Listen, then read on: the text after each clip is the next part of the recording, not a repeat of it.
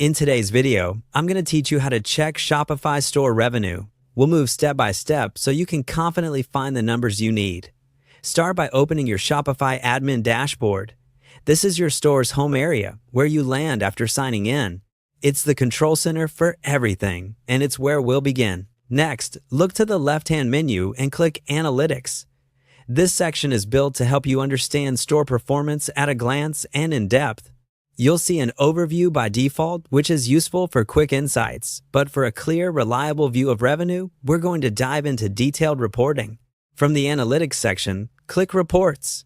Reports organize your data into focused views and let you break down sales by time period, products, channels, and more. They're especially helpful when you need precise totals for accounting, performance reviews, or team updates. Once you're in Reports, find the category control near the top of the page. Click it to filter the kinds of reports you want to see. This keeps things tidy and ensures you're only looking at what matters for your goal today. Then select Sales.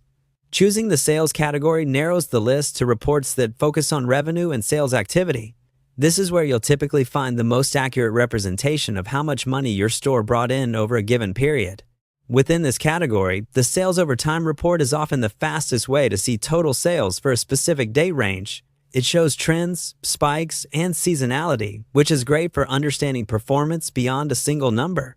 As you review a sales report, pay attention to fields like total sales, gross sales, discounts, returns, taxes, and shipping. Total sales is commonly the net figure, which means it accounts for discounts and returns, giving you a realistic revenue number. If you need to evaluate before discounts or without returns, look at gross sales and related columns. Also, make sure the date range at the top matches the period you're analyzing, such as today, yesterday, last 7 days, month to date, or a custom range.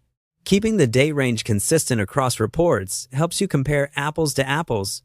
A final tip: once you've found the view you like, consider saving the report view or exporting it for sharing and record keeping. That way, you can come back to the same setup quickly the next time you check revenue. And that's it. From Home to Analytics, into Reports, filter by category, and select Sales to see your store's revenue clearly and confidently.